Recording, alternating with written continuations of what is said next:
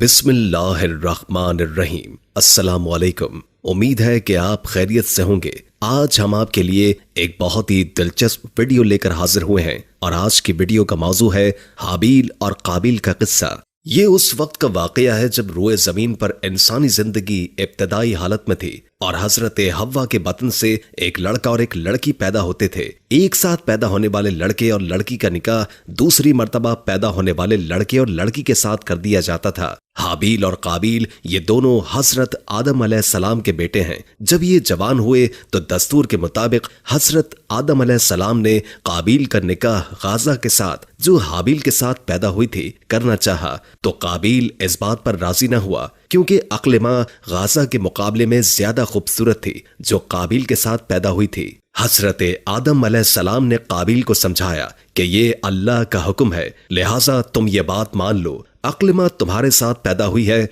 इसलिए वो तेरी बहन है, इसके साथ तेरा निकाह नहीं हो सकता। मगर काबिल अपनी बात पर अड़ा रहा। बिलाखिर हजरत आदम अलैहिस्सलाम ने इन दोनों भाइयों को हुक्म दिया कि तुम दोनों अपनी अपनी कुर्बानी अल्लाह के हुजूर पेश करो। जिसकी कुर्बानी मकबूल होगी वही अक्लिमा से निकाह का हकदार होगा। उस जमाने में कुर्बानी की मकबूलियत की अलामत ये थी कि लोग अपनी कुर्बानियां पहाड़ों पर रख देते थे और आसमान से आग आकर उन्हें खा जाती थी। काबिल खेती बाड़ी करता था और हाबील जानवर पालता था। चनाचे काबिल ने गंदुम की बालियां और हाबील ने एक खूबसूरत मोटा ताजा मेंढा कुर्बानी के लिए एक पहाड़ पर रख दिया और अल्लाह से दुआ मांगी, या इलाही हमारी कुर्बानी को कबूल फरमा। आसमान से आग आई और हाबील की कुर्बानी को खा लिया और काबिल की कुर्बानी कबूल नहीं हुई, जिससे काबिल के दिल में हाबील के लिए गुस्सा, हसद और बुग़्ज़ पैदा हो गया और वो हाबील से कहने लगा कि मैं तुझे मार डालूंगा क्योंकि तेरी कुर्बानी कबूल हो गई है। हाबील ने काबिल से कहा, अल्लाह ताला परहेजगारों की कुर्बानी कबूल करता है। अगर तू मेरे कत्ल के लिए मुझ पर हाथ उठाएगा तो मैं तुझ पर हाथ नहीं उठाऊंगा क्योंकि मैं अल्लाह से डरता हूँ। कुर्बानी देकर दोनों भाई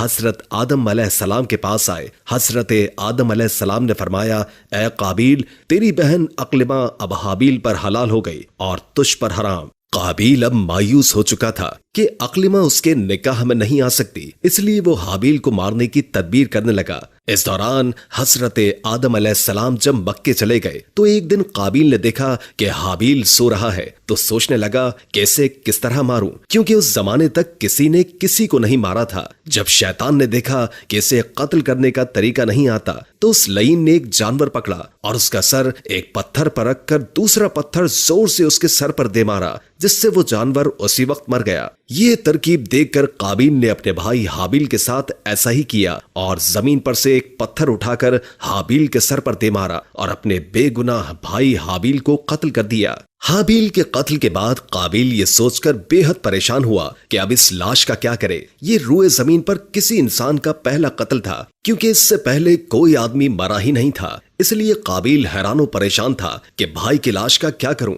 चनाचे वो कई रोज तक भाई की लाश को अपनी पीठ पर लाद कर फिरता रहा। अल्लाह ताला को अपने इस नेक बंदे की लाश की बेहुरमती मंजूर न थी। चनाचे उस जगह पर दो कव्वे आए और वहां आकर आपस में लड़े और एक ने दूसरे को मार डाला। फिर जिंदा कव्वे ने अपनी चोंच और पंजों से जमीन में गड्ढा खोदा और इसमें इस मरे हुए कव्वे को डालकर मट्टी से दबा दिया। कव्वे को देखकर काबिल अपने ऊपर मलामत करने लगा कि मैं इस कव्वे से भी गया गुजरा हूं कि इतना भी नहीं कर सका। इसलिए काबिल को मालूम हुआ कि हाबील की लाश को जमीन में गड्ढा खोदकर दफन कर देना चाहिए। चुनाचे इसने गड्ढा खोदकर इसमें अपने भाई हाबील की लाश को दफन कर दिया और अफसोस भी हुआ कि मैं अक्लो फहम और भाई की हमदर्दी में इस जानवर से भी गया गुजरा हूं। शायद इसलिए हक ताला ने एक अदना जानवर के जरिए इसे तंबीह फरमाई कि वो अपनी वहशत और हिमाकत पर कुछ शर्माए। जानवरों में कव्वे की ये खुसूसियत है कि वो अपने भाई की लाश को खुला छोड़ देने पर बहुत शोर मचाता है। पछताना नफा है जिसके साथ गुनाह से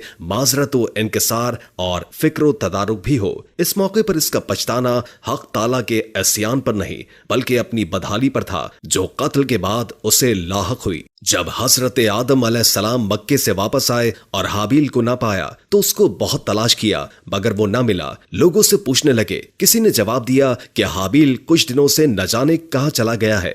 हजरत आदम अलैहिस्सलाम ने हाबील के सदमे में खाना पीना और सोना सब तर्क कर दिया और शब रोज हाबील के गम में रहने लगे। एक रोज आपने ख्वाब की हालत में देखा कि हाबील अल-गयास ए पिद्र पुकार रहा है। हजरत आदम अलैहिस्सलाम नींद से चौंक उठे और जार जार रोने लगे। उसी वक्त हजरत जिब्रील अमीन आए और हजरत आदम अलैहिस्सलाम और हजरत हव्वा को हाबील की कब्र पर ले गए। हजरत आदम अलैहिस्सलाम और हजरत हव्वा ने कब्र खोदकर हाबील को देखा कि उसका मगज निकला हुआ है और वह खून आलूद हो रहा है। ये हालत देखकर आप अलैहिस्सलाम बहुत रोए और हाबील की लाश को एक ताबूत में बंद करके अपने मकान में लाकर दफन कर दिया। उस वक्त आप अलैहिस्सलाम के 120 बेटे थे जिनमें से सिवाय हाबील के कोई नहीं मरा था। रिवायत है कि जब हाबील कत्ल हुए तो 7 दिन तक जमीन में जलजला रहा। काबिल जो बहुत खूबसूरत था, भाई का खून बहाते ही उसका चेहरा बिल्कुल सियाह और बदसूरत हो गया। आदम अलैहिस्सलाम ने काबिल को अपने दरबार से निकाल दिया और वो यमन की सरजमीन अदन में चला गया। वहां इबलीस उसके पास आकर कहने लगा कि हाबील की कुर्बानी को आग ने इसलिए खा लिया है कि वो आग की पूजा करता था, लिहाजा तू भी आग की परस्तिश किया कर। चुनाचे काबिल पहला शख्स है जिसने आग की परस्तिश की और जमीन पर यह पहला शख्स है जिसने अल्लाह की नाफरमानी की और जमीन पर खूने नाहक किया। ये वो पहला मुजरिम है जो जहन्नुम में डाला जाएगा। हदीस में है कि जमीन पर कयामत तक जो भी खूने नाहक होगा उसके अजाब का एक हिस्सा बोझ और गुनाह काबिल पर भी होता है, क्योंकि इसने सबसे पहले कत्ल का तरीका इजाद किया। काबिल का अंजाम यह हुआ कि उसके एक लड़के ने जो कि अंधा था उसको पत्थर मारकर कत्ल कर दिया और ये बदबख्त आग की परस्तिश करते हुए कुफ्र और शिर्क की हालत में अपने लड़के के हाथ मारा गया। रूहुल बयान जिल्द 2 सफा 183। काबिल ने अपना जुर्म छुपाने की कोशिश की, हालांकि वो भूल गया कि इंसान कितना ही खुद को दुनिया की नजरों से छुपा ले, वो खुदा की निगाहों से नहीं छुप सकता। आज भी इंसान जुर्म को छुपाकर ये समझता है कि उसने खुद को छुपा लिया, जबकि अभी फैसले का दिन आना बाकी है। काबिल ने हसद और इंतकाम के जज्बात से मगलूब होकर अपने भाई को कत्ल तो कर दिया, लेकिन बाद में उसे पछतावा हुआ कि ये उसने क्या किया। अक्सर जराइम जज्बात के तहत ही होते हैं, लेकिन अगर इंसान कुछ अरसे के लिए इक़दाम मौखर कर दे तो गुनाह से बचा जा सकता है। नीज इससे यह भी इल्म होता है कि नेकी और बदी की बुनियादी तालीम हमारी फितरत में वदियत कर दी गई है। अगर हम ज़मीर की आवाज को न दबाएं तो बहुत सारे गुनाहों से बच सकते हैं। किसी बेगुनाह को कत्ल करना खूने नाहक बहुत बड़ा जुर्म है। काबिल ने गुस्से, हसद और बुग़्ज़ में गिरफ्तार होकर अपने भाई हाबील को कत्ल कर दिया। इससे मालूम हुआ कि गुस्सा, हसद और बुग़्ज़ इंसान के लिए कितनी बुरी और खतरनाक क़ल्बी बीमारी है। अल्लाह ताला ने कुरान में इरशाद फरमाया, जो शख्स किसी को बिला वजह मार डाले जबकि उसने न किसी को कत्ल किया था और न जमीन पर फसाद फैलाया था, तो गोया उसने तमाम लोगों को कत्ल कर दिया। और जो शख्स किसी बेकसूर शख्स के कत्ल से बाज रहे, गोया उसने तमाम लोगों को जिंदगी दी। पारा 6